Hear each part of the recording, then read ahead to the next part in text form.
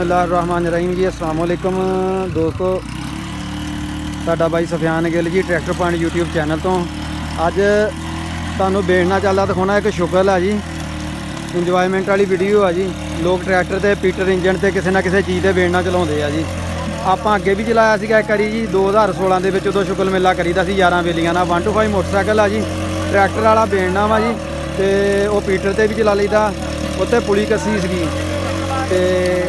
तो पुली के उपर की उन्होंने कहते जी मोटरसाइकिल का पिछला वील रख के जोड़ा जी चला रहे हैं, तो तीन गन्ने ला रहे हैं जी। माशाअल्लाह अलहमदुलिल्लाह जी, बड़ी बेहतरीन कह लो कि परफॉर्मेंस दिखाने दिया जी। बड़ा बेहतरीन कह लो कि चल रहा वा, कोई मसले मसाइल वाली गल नहीं जी।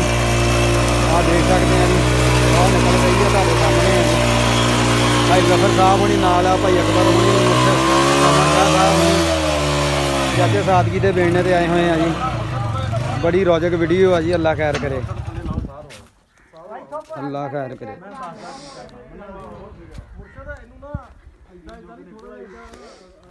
आ माहौल तुसी चेक कर सकते हैं जी, किहो जिहा जी।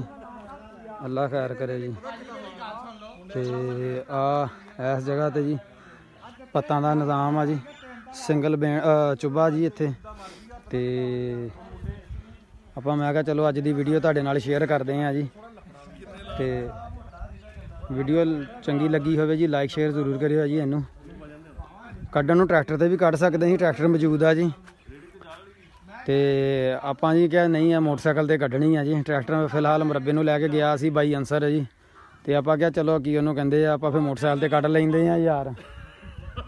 तो बाई मैं क्या चलो एक छोटी जी वीडियो तुहाडे नाल शेयर करते हैं। अल्लाह खैर करे जी। गन्ने 4-5 लाए आ जी। तो मोटरसाइकिल पुली का टेक नहीं सी रहा, तो इस करके जी हुण रोकिया जी। रेडी की अट लावांगे अगे जी। हाँ हाँ चाचा देख रहे आ। तो आपां जी हुण तुहानूं दिखाउंदे हैं जो दोबारा चलदा जी। अल्लाह खैर करे।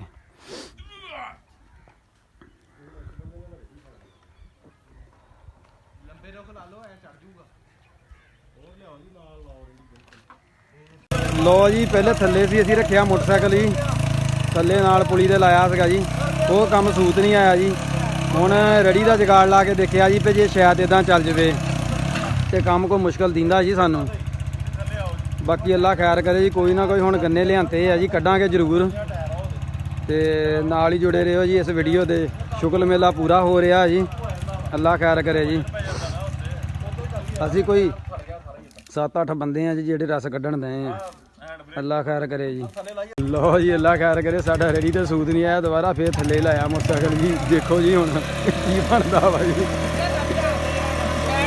बाकी जी अल्लाह खैर करे। चाचा सादगी 2-2 गन्ने लाई जा।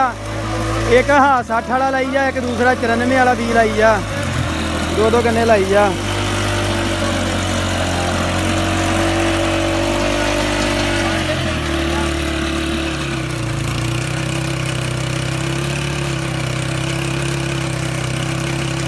वीडियो पूरी इंजॉय करो जी। अल्लाह खैर करे जी। बढ़िया वीडियो बन रही है जी, बड़ी मेहनत हो रही है जी। जुगाड़ी काम आ जी पूरा, तो खतरनाक भी कह सकते हैं जी।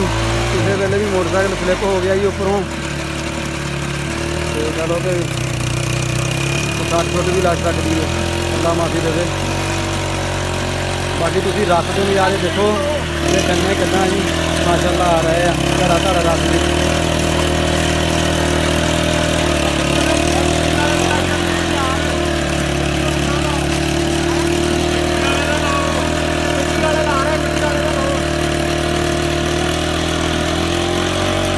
बंदे कहते अज रस पीनी है हाजी साहब होनी मुर्शद होनी। तो मैं क्या चलो जी अल्लाह खैर करे। ध्यान से फिर गन्ने जी सानू ट्रैक्टर लब्भा कोई नहीं बेड़ने से, फिर आ सानू काम मजबूरी करना पिया जी। ट्रैक्टर बंदे कहते घंटे तक आना सीगा, नहीं हुणे कड्ढनी आ रस। बंदे साडे बाड़े काले सीगे जी, तो असीं तो मोटरसाइकिल वाला जुगाड़ लाता। ला दो सारे गन्ने ला दो सारे ही। अल्लाह खैर करे।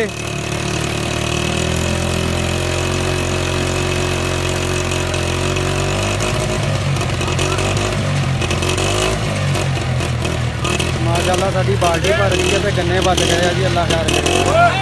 ਅੱਲਾ ਖੈਰ ਕਰੇ ਜੀ, ਅੱਲਾ ਖੈਰ ਕਰੇ।